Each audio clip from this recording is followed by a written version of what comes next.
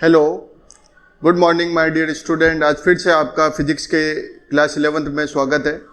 हम चैप्टर्स कर रहे थे जिसमें हम आज चैप्टर नंबर 7 के बारे में डिस्कस कर रहे हैं, जो कि है आपका ग्रेविटेशन। ग्रेविटेशन क्या है? देखिए, ग्रेविटेशन जो दिया है वो सर आइजैक न्यूटन नामक साइंटिस्ट ने दिया है।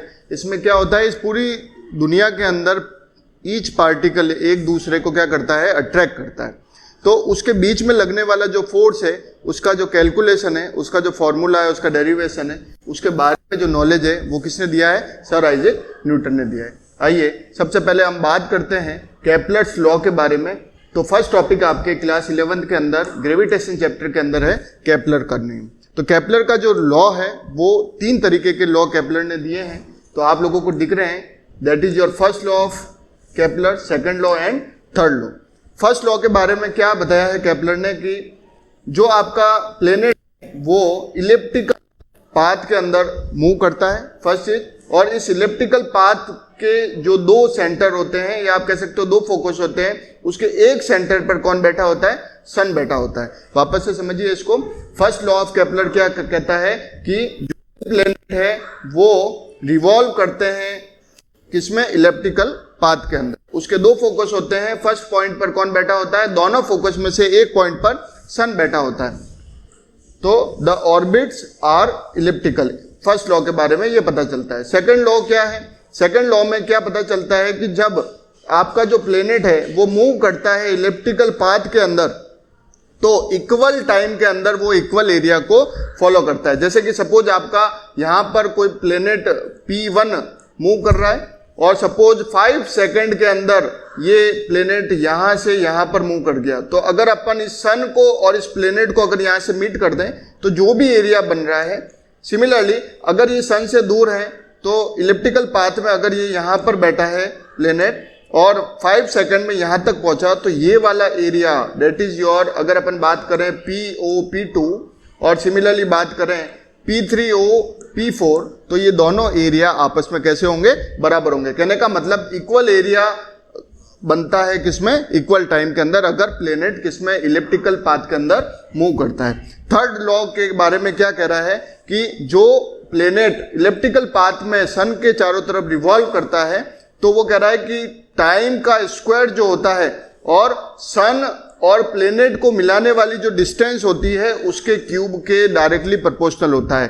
टाइम का square of the time is directly proportional to the distance जो आपको ज्वाइन करके मिल रही है, किसको? सन एंड प्लेनेट को मिलाने वाली, तो इसके डायरेक्टली प्रोपोर्शनल होता है। ये तीनों लॉ किसने दिए थे? केपलर नामक साइंटिस्ट ने दिए थे। ये केपलर के 3 नियम कहलाते हैं, first law, second law and third law. आगे बढ़ते हैं। तो लॉज ऑफ ऑर्बिट, तो अभी अभी आपको मैंने बताया कि each planet revolve around the sun in elliptical orbit, और सन उनमें से जो 2 फोकस है उसमें से एक पर बैठा होता है। ये अभी अपन ने फर्स्ट लॉ के बारे में डिस्कस किया। इसी तरीके से सेकंड लॉ के बारे में अभी बताया मैंने आपको कि इक्वल टाइम के अंदर इक्वल एरिया बनता है। तो सपोज यहां पर ये आपका प्लेनेट है और ये मूव कर रहा है और यहां पर बैठा है, और सपोज एक पर्टिकुलर टाइम T पर ये सेकंड पोजीशन पे पहुंचा, तो यहां पर जो एरिया बन रहा है, सिमिलरली अगर दूर आपका प्लेनेट है और वो उसी टाइम में अगर मूव कर रहा है, तो जो एरिया बन रहा है वो दोनों आपस में इक्वल होंगे। तो इक्वल टाइम के अंदर जो एरिया बनेगा वो इक्वल होगा। ये किसने कहा है आपको? सेकंड लॉ किसका? केपलर का। थर्ड लॉ के बारे में क्या बताया था कि अगर आपका प्लेनेट मूव कर रहा है सन के चारों तरफ इलिप्टिकल ऑर्डर के अंदर, तो जो टाइम है उसका स्क्वायर, टाइम का स्क्वायर इन दोनों को मिलाने वाली जो लाइन है उनकी डिस्टेंस के क्यूब के, टाइम का स्क्वायर इन दोनों को मिलाने वाली जो लाइन है उसके डिस्टेंस के क्यूब के डायरेक्टली प्रोपोर्शनल होता है। तो ये तीनों लॉ आपको बता दिए हैं। नेक्स्ट टॉपिक जो है आपका ग्रेविटेशन का, वो है Newton's universal law of gravitational. क्या चीज है जिसको आप बेसिक चैप्टर फर्स्ट के अंदर भी डिस्कस करते हैं, वापस से ग्रेविटेशनल के अंदर आ गया है कि देखिए, अगर इस दुनिया के अंदर 2 पार्टिकल हैं having the mass m1 and m2 और which is situated at a distance of r to each other, एक दूसरे से स्मॉलर डिस्टेंस पर है, तो इन दोनों के बीच में लगने वाला जो ग्रेविटेशनल फोर्स है F, वो इन दोनों मास के प्रोपोर्शनल होता है। पहली चीज ये बताई। सेकंड चीज क्या बताई कि इन दोनों के बीच में जो लगने वाला जो फोर्स है इन दोनों के डिस्टेंस के स्क्वायर के इनवर्सली प्रोपोर्शनल होता है। आप जैसे ही इक्वेशन फर्स्ट और इक्वेशन सेकंड को मीट करते हैं तो आपको क्या मिलता है, F is directly proportional m1 m2 upon r square. जैसे ही आप इस कांस्टेंट को हटाते हैं तो आपके पास एक कांस्टेंट आता है capital G m1 m2 upon r square. ये कैपिटल G क्या है, यूनिवर्सल कांस्टेंट है किसका, ग्रेविटेशनल का। आगे बढ़ते हैं तो यही लॉ आपको याद रखना है कि इन दो पार्टिकल के बीच में लगने वाला जो फोर्स है वो इस फॉर्मूले से दिया जाता है। तो इससे क्या क्या चीजें देखने को मिलती है कि जो ग्रेविटेशनल फोर्स है वो इनके बीच के जो मीडियम है उस पर डिपेंड नहीं करता है। फर्स्ट पॉइंट ये पता चलता है, mutual gravitational forces between two bodies are equal and opposite. Gravitational forces obey Newton's third law of motion, जो आप लोगों ने पढ़ रखा है प्रीवियस चैप्टर के अंदर। उसके बाद में देखिए the gravitational force is a conservative force. Clear है, ये सारे जो आपके पिछले चैप्टर है उसके टॉपिक्स हैं तो यहाँ पर एज इट इज लिख रखे हैं। उसके बाद में point of masses, gravitational hold only point of masses के लिए ये नियम दिए जाते हैं।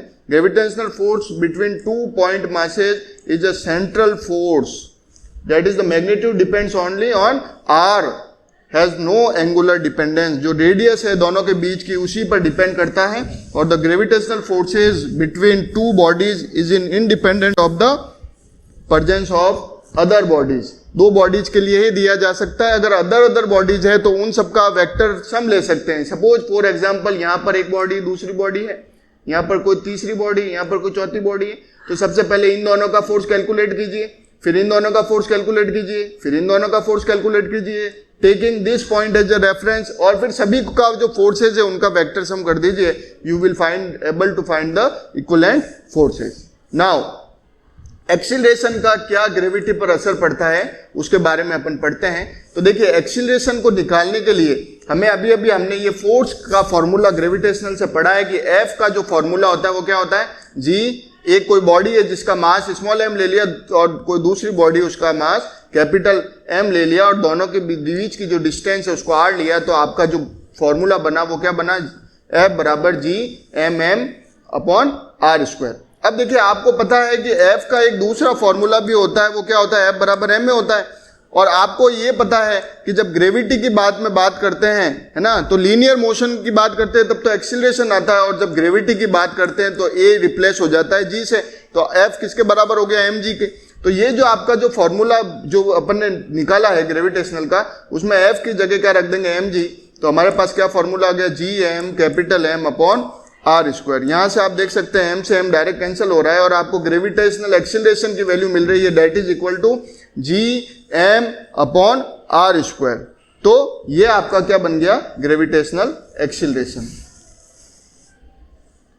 नेक्स्ट बात करते हैं, नेक्स्ट टॉपिक के acceleration at height from the surface of the earth. देखिए आपकी क्या टॉपिक है कि अगर आप अर्थ की सरफेस पर बैठे हैं और वहां से अगर हाइट पर जा रहे हैं तो ग्रेविटेशनल एक्सीलरेशन बढ़ रहा है या घट रहा है, या वहां से आप उसकी डेप्थ में जा रहे हैं तो घट रहा है या बढ़ रहा है, दोनों के बारे में बात करेंगे। तो देखिए सबसे पहले हमें ये पता होता है कि हमारा जो ग्रेविटेशनल एक्सीलरेशन, हमारा जो फोर्स होता है उसका फॉर्मूला होता है G capital M small m upon r square. ये सिंपल सा फॉर्मूला है। अब अपन बात कर रहे हैं एट हाइट h, तो अगर जब हाइट h कर रहे हैं तो रेडियस ऑफ द अर्थ तो हमारा कैपिटल r है और यहां से यहां तक की जो हाइट अपन कंसीडर कर रहे हैं वो h है। तो total height from the earth surface कितना हो जाएगा, r प्लस h। तो हमारे पास जो फॉर्मूला हो जाएगा वो हो जाएगा, r को रिप्लेस कर देंगे किससे, Gm अपॉन r को रिप्लेस कर देंगे r प्लस h से रिप्लेस कर देंगे। क्लियर है। अब जो ग्रेविटेशनल एक्सीलरेशन का जो फॉर्मूला है वो क्या होता है, F बराबर m में होता है और a की जगह हम जनरली G लिखते हैं, अभी बताया आपको। तो G F अपॉन m, आपको पता है कि F बराबर क्या होता है, mg। तो यहां से अगर अपन G की वैल्यू निकालेंगे तो क्या आएगा, F अपॉन m, और F की जो वैल्यू है वो अभी अपन ने लिख रखी है यहाँ से, तो हमने यहाँ पर इसको सिंपली पुट कर दी। तो you will able to find the gravitational acceleration. अब इसको आप और फर्दर सॉल्व करेंगे और इस पॉइंट को जब ऊपर लेके आएंगे तो G की 1 प्लस h अपॉन r की पावर -2, और -2 जब इसको आप सॉल्व करेंगे बाइनोमियल तो आपके पास 1 माइनस 2h अपॉन r आ जाएगा। तो आपको क्या दिख रहा है कि जैसे जैसे हाइट पर जाएंगे वो पहले वाले ग्रेविटेशनल एक्सीलरेशन की वैल्यू क्या होती जाएगी, घटती जाएगी। यानी आप हाइट पे जाएंगे तो पृथ्वी यानी अर्थ की सरफेस से हाइट पर जाने पर ग्रेविटेशनल एक्सीलरेशन की वैल्यू क्या होगी, घटती जाएगी। इसी तरीके से जब डेप्थ में जाएंगे, ये आपका अर्थ, ये आपकी रेडियस ऑफ द अर्थ, और आप क्या कर रहे हैं, डेप्थ में जा रहे हैं, तो डेप्थ में जाएंगे तो हमने वापस से वही चीजें कंसीडर करी, और कंसीडर करने के बाद में सबसे पहले जी की वैल्यू निकाली, जी की वैल्यू उसके अंदर फॉर्मूले के अंदर पुट करी। उसके बाद में आपको पता है कि जो प्रीवियस हमारा सरफेस पर जो वैल्यू थी वो क्या थी, gm/r² था, -2 आ गया, -2 को वापस से आगे अपन ने एक्सपेंड किया तो आपको ग्रेविटेशनल एक्सीलरेशन की वैल्यू वापस से घटती हुई मिली। तो क्वेश्चन आता है कि अर्थ के सरफेस से अगर हाइट पर जा रहे हो या डेप्थ पे जा रहे हो तो ग्रेविटेशनल एक्सीलरेशन की वैल्यू में बढ़ोतरी होती है या घटता है। तो आपको हमेशा लिखना है कि जब अर्थ की सरफेस से हाइट पर जा रहे हो या अर्थ की सरफेस से डेप्थ में जा रहे हो, आपके ग्रेविटेशनल एक्सीलरेशन की वैल्यू हमेशा क्या होगी, डिक्रीज होगी। नाउ नेक्स्ट आपका है ग्रेविटेशनल पोटेंशियल एनर्जी। मैंने आपको चैप्टर्स में बता रखा है कि जो पोटेंशियल एनर्जी होती है, प्रीवियस चैप्टर में वर्क एनर्जी एंड जो पावर है उसमें बता रखा है कि वर्क हमेशा एनर्जी के बराबर होता है। एनर्जी कैलकुलेट करनी है तो आपको हमेशा क्या निकालना पड़ेगा, पहले वर्क निकालना पड़ेगा। तो यहां पर एक पोटेंशियल एनर्जी कैलकुलेट करनी है, एनर्जी कैलकुलेट करनी है तो आपको क्या बनाना पड़ेगा, वर्क निकालना पड़ेगा, और वर्क को आप क्या कह देंगे, यही हमारी एनर्जी है। तो देखिए work that will equal to force into displacement, और फोर्स की वैल्यू आपको सबको पता होती है, क्या होती है, Gmm/x²। आपको क्लियर है कि हमारे अगर x डिस्टेंस है तो x², तो work equal to force into displacement. Force की वैल्यू यहां से आपने पुट करी Gmm/x² dx। तो आपने इनफाइनाइट से r डिस्टेंस पर, अगर ग्रेविटेशनल के अंदर इनफाइनाइट से r डिस्टेंस पर अगर किसी पार्टिकल को लेके आ रहे हैं तो लगने वाला जो वर्क है, होने वाला वर्क है, वही तो आपका पोटेंशियल एनर्जी के बराबर होगा। तो Gmm/x² dx, तो इनफाइनाइट से r पोजीशन पे लेके आए, dx चूंकि बाहर है तो ये सब कांस्टेंट हो गया, तो 1/x² dx। तो x को जैसे ही आप ऊपर लेके आए तो आपका इंटीग्रेशन का फॉर्मूला लग जाएगा, क्या लग जाएगा, x की पावर n+1/n+1। चूंकि यहाँ x की पावर -2 है तो फॉर्मूला हो जाएगा -2 + 1/-2 + 1। जैसे ही आप सॉल्व करेंगे तो -1/-1, तो यू विल फाइंड 1/x। तो देखिए यहाँ पर ये 1/x आ गया पूरा सॉल्व करके, बाकी कांस्टेंट एज इट इज था, माइनस आपका ये बाहर आ गया, आपने लिमिट पुट करी तो आपको ये चीज मिल गई। तो आपका जो वर्क है वो कितना मिला, -Gmm/r। और ये वर्क ही आपका क्या होता है, ग्रेविटेशनल पोटेंशियल एनर्जी होता है, क्योंकि प्रीवियस चैप्टर में आप पढ़ चुके हैं कि जो आपका वर्क है वही आपका क्या होता है, एनर्जी होता है। तो वर्क और एनर्जी आपस में बराबर होते हैं। तो एनर्जी जब निकालेंगे आप तो सबसे पहले आपको वर्क कैलकुलेट करना पड़ेगा। नेक्स्ट टॉपिक है आपका एस्केप वेलोसिटी। एस्केप वेलोसिटी यानी पलायन वेग क्या है। सपोज ये मेरे पास ऑब्जेक्ट है, इस ऑब्जेक्ट को मेरे को ऊपर की तरफ फेंकना है, तो अगर मैं इसको इस तरीके से ऊपर की तरफ फेंकूंगा तो वापस नीचे आ रहा है। थोड़ी और वेलोसिटी बढ़ाई तो वापस ये मेरे हाथ में आ रहा है, थोड़ी और वेलोसिटी बढ़ाई तो थोड़ा ऊंचे हाइट पर जाकर ये वापस आ रहा है, थोड़ी और वेलोसिटी बढ़ाई तो और ऊंची हाइट पर जाकर वापस आ रहा है, लेकिन ये आपके जो अर्थ का सरफेस है उसको पार नहीं कर पा रहा है।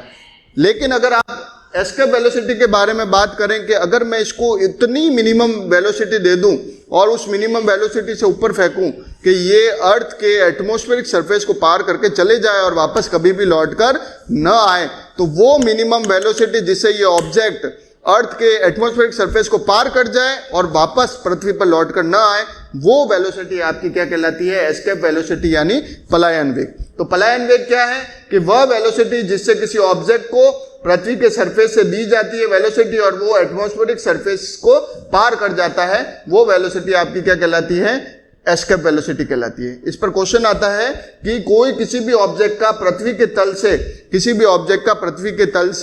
जो एस्केप वेलोसिटी की जो वैल्यू होती है वो 11.2 किलोमीटर पर सेकंड होती है। ये क्वेश्चन आपके पूछा जाता है कि किसी भी ऑब्जेक्ट की जो एस्केप वेलोसिटी की जो वैल्यू होती है वो 11.2 किलोमीटर पर सेकंड होता है। तो देखिए कैसे करेंगे। सबसे पहले द ग्रेविटेशनल फोर्स हमें पता होता है Gmm/r² होता है ना। अब वर्क निकालना है आपको, तो ये वाली वेलोसिटी यहाँ पर ये वैल्यू पुट कर दी आपने।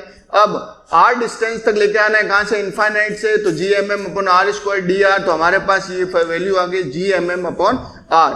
अब ये वाली जो पोटेंशियल एनर्जी है ये काइनेटिक एनर्जी के आप बराबर कर दीजिए, तो हाफ एम बी स्क्वायर, यहां से आपने क्या कर दिया 2 को उधर भेज दिया, m से m कैंसिल हो गया, तो आपको पास क्या मिल गया 2gm/r, और v स्क्वायर को उधर भेजा तो ये रूट में आ गया आपके पास। अब आपको ये पता है, क्या पता है आपको कि आपके पास जो ये g की वैल्यू है ना, g की वैल्यू है ये कैसे पुट करनी है, तो आपने g की वैल्यू यहां पर पुट कर दी, gm किसके बराबर होता है, gr स्क्वायर के बराबर होता है, gm किसके बराबर होता है, gr स्क्वायर, तो r से r कैंसिल हो गया, तो आपके पास वेलोसिटी की फॉर्मूला आ गया ve that will equal to root of 2gr। अब आपको ग्रेविटेशनल की 11.2 किलोमीटर चाहिए, तो रेडियस ऑफ द अर्थ आप पुट कर देंगे 6.4 into 10⁶ एंड 9.8 ग्रेविटेशनल एक्सीलरेशन की value, you will find 11.2 kilometre पर second, that is the escape velocity. Very very most important, 100% half yearly examination, yearly examination किसी एक में पूछा जाने वाला क्वेश्चन है। नाउ कुछ आपके सैटेलाइट के टॉपिक हैं, थ्योरेटिकल टॉपिक हैं कि टाइप्स ऑफ सैटेलाइट कितने तरह के होते हैं। एक होता है जियो स्टेशनरी सैटेलाइट और दूसरा होता है पोलर सैटेलाइट। तो जियो स्टेशनरी सैटेलाइट क्या होता है कि geostationary satellite is the satellite in geosynchronous orbit, जो जियो साइक्रोनस ऑर्बिट का होता है with an orbital period the same as the earth rotation period, जिसका घूमने का जो काल होता है वो पृथ्वी के घूर्णन काल के बराबर होता है, उसे बोलते हैं जियो स्टेशनरी सैटेलाइट। इनका यूजेज कहाँ कहाँ कर सकते हैं, देखिए पहले तो ग्लोबल कम्युनिकेशन के अंदर कर सकते हैं, उसके बाद में टेलीविजन ब्रॉडकास्टिंग में कर सकते हैं, वेदर फोरकास्टिंग में कर सकते हैं कि मौसम में कैसा बदलाव आ रहा है, कैसा टेम्परेचर रहेगा, बारिश कहाँ होगी, इन सब के बारे में। इसके बाद में डिफेंस के अंदर और इंटेलिजेंस के अंदर भी इसका इस्तेमाल किया जाता है, क्योंकि पृथ्वी का, अर्थ का और इन सैटेलाइट का जो ऑर्बिटल काल है वो सेम होता है।